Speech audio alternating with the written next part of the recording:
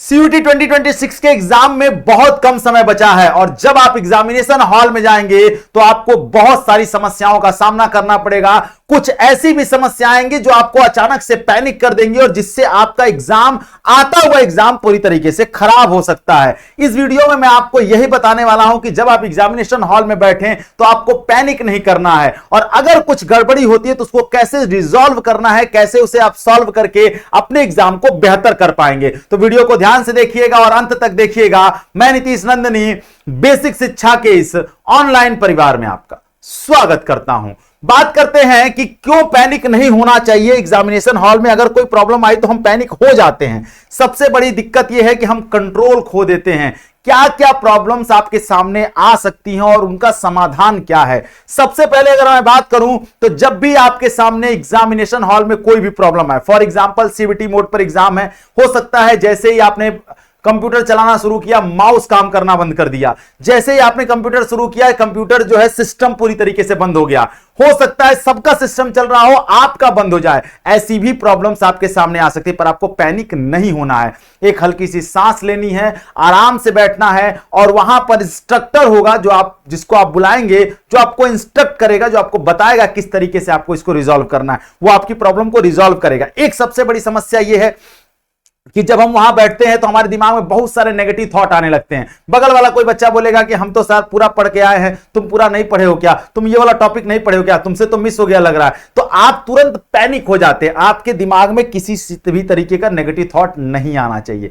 और एक सबसे इंपॉर्टेंट चीज ये है कि जब हम एग्जामिनेशन हॉल में बैठते हैं और पेपर करना शुरू करते हैं, बीच में कभी कभी क्या होता है कि लाइट चली गई या फिर सिस्टम बंद हो गया और बाकी का सिस्टम चल रहा है, हमारा बंद हो गया। हम पैनिक हो जाते हैं कि हमें तो समय कम मिलेगा क्योंकि हमारा सिस्टम बंद हो गया, हम आधा घंटा लेट शुरू हुआ या हमारा 10 मिनट लेट शुरू हुआ। पर आपको बता दें, आपको जो टाइम मिलेगा वो पूरा टाइम मिलेगा, क्योंकि उसमें सिस्टम में घड़ी लगी होती है और वो घड़ी जो है उल्टी चलती है और वो घड़ी तब तक चलेगी जब तक आपका पूरा एग्जाम कंप्लीट नहीं हो जाता। भले किसी का एग्जाम पहले शुरू हुआ हो, भले आपका एग्जाम बाद में शुरू हुआ हो, समय सबको बराबर मिलेगा सीबीटी मोड के एग्जाम में। तो जब भी आपके दिमाग में नेगेटिव थॉट आए, आप उन्हें भूलिए, उन्हें हटाइए और आगे बढ़ने की कोशिश करिए। सबसे बड़ी मिस्टेक क्या होती है, हम पैनिक मोड में आ जाते हैं और पैनिक मोड में आने के बाद हम जल्दी जल्दी क्या करते हैं, getting stuck on the hard question first. सबसे पहला गलती, हम कठिन क्वेश्चन को पहले करने लगते हैं और जैसे ही हमने पहला क्वेश्चन उठाया, हमारा मैथ थोड़ा वीक है तो हमने मैथ को उठा लिया क्वांट में करने के लिए, और हम जब क्वांट करना उठा, जब हम जीएटी में क्वांट करने के लिए शुरू किए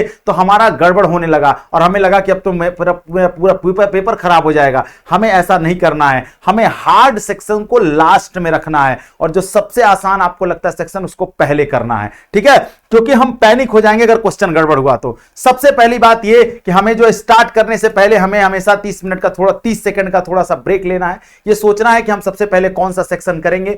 दूसरे नंबर पे हमें सोचना है कि हम क्वेश्चन जो शुरू कर रहे हैं, अगर पहला क्वेश्चन कठिन मिला तो हमें उसे स्किप करके सेकंड क्वेश्चन पे आगे बढ़ते जाना है, ठीक है। हमें गलत क्वेश्चन नहीं करने और नहीं एक क्वेश्चन पर ज्यादा समय बिताना है।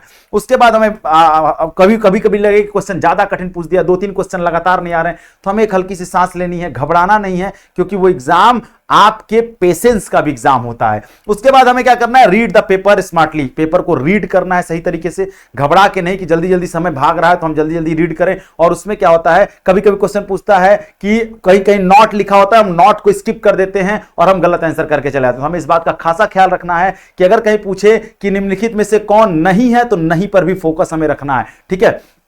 उसके बाद क्या करना है, हमें इजी क्वेश्चंस को करना है, तब उसके बाद हम मीडियम लेवल पर पहुंचेंगे और लास्ट में सबसे हम डिफिकल्ट लेवल पहुंचेंगे। ये प्रोसेस अगर आप अपनाएं तो आप यकीन मानिए पेपर बेहतर करके आएंगे। उसके बाद हम स्पीड की बात करते हैं। बगल वाला क्या है, बहुत तेजी से पेपर कर रहा है, हम देख रहे हैं कि कुछ बहुत तेजी से लिख रहा है, हमने देखा कि बहुत तेजी से पेपर को आगे कर रहा है, तो हम जो है घबरा जाते हैं। हमें क्या करना है, इग्नोर करना है। आपका कंपटीशन जो है पेपर से है, ना कि आपके बगल वाले व्यक्ति से जो बगल में बैठा हुआ है। सबको बराबर मौका मिला है, सबको बराबर करना है, तो आप उसके लिए परेशान मत होइए। बगल में देखना ही नहीं है, आपको सिर्फ अपने पेपर पर फोकस रखना है, क्योंकि समय बहुत कम होता है वहां पर आपके पास, ठीक है। उसके बाद हम आगे बढ़ेंगे। तो माइंड जो है, जब कभी कभी लगे कि एकदम कुछ नहीं समझ में आ रहा है, क्या करें, किस तरीके से पेपर करें, तो हमें क्या करना है, हमें अपने आप को थोड़ा संभालना है, सही तरीके से पेपर करना है और हमें रिकॉल करना है। जो भी हमने पढ़ा है, जो भी हमने सीखा है, उसको रिकॉल करके और तब हमें धीरे धीरे अपने क्वेश्चंस को करते जाना है, ठीक है। यकीन मानिए सही करके आएंगे। और सबसे इंपॉर्टेंट क्या है, टाइम हमारे पास कम होता है तो पैनिक नहीं होना है। कह रहे हैं कि don't feed the time to hard question. अब कठिन क्वेश्चन पे बहुत समय नहीं बिताना, क्योंकि आसान क्वेश्चन आगे आपका इंतजार कर रहे हैं। कठिन क्वेश्चन पे समय बिताएंगे, आसान क्वेश्चन तक जब पहुंचेंगे समय खत्म हो जाएगा और आपको क्वेश्चन कर नहीं पाएंगे आप। उसके बाद हमें क्या करना है, हमें यह ध्यान देना है कि ज्यादा टाइम कंज्यूम ना हो किसी क्वेश्चन पे। अगर नहीं आ रहा है 10 सेकंड 20 सेकंड तक क्वेश्चन नहीं आ रहा है, हम उसे छोड़ करके 10 सेकंड बाद दूसरे क्वेश्चन पे स्किप कर जाएंगे। हमें कंज्यूम नहीं करना, क्योंकि हम दोबारा भी आके उस क्वेश्चन को देख सकते हैं, ये भी हमारे पास टाइम है। हम कम बैक लेटर, ठीक है, बाद में दोबारा आकर उसे देख सकते हैं, ठीक है। ये हमें ध्यान रखना है और इस तरीके से हमें आगे बढ़ते जाना है। तो अगर आप पैनिक मोड में नहीं आएंगे, सही तरीके से एग्जाम करेंगे तो यकीन मानिए बेहतर करके आएंगे। एग्जाम के पहले ये स्ट्रेटजी बहुत जरूरी है, हर बच्चे तक इस स्ट्रेटजी को शेयर कर देना, क्योंकि वहां ये प्रॉब्लम्स आपके सामने आएंगी ही आएंगी। सारी प्रॉब्लम जो मैंने बताई वो आपको सामना करना पड़ेगा, उसके लिए पहले से तैयार रहिएगा, ठीक है। मिलते हैं फिर आपसे नेक्स्ट वीडियो में। आप किस कोर्स को टारगेट कर रहे हैं, कौन सी ड्रीम यूनिवर्सिटी आपकी 2026 में, मुझे कमेंट सेक्शन में जरूर बताना। और हां, साथ ही साथ अपने दोस्त मित्रों को शेयर करना, चैनल को सब्सक्राइब करके रखना। मिलते हैं नेक्स्ट वीडियो में। थैंक यू सो मच, जय हिंद।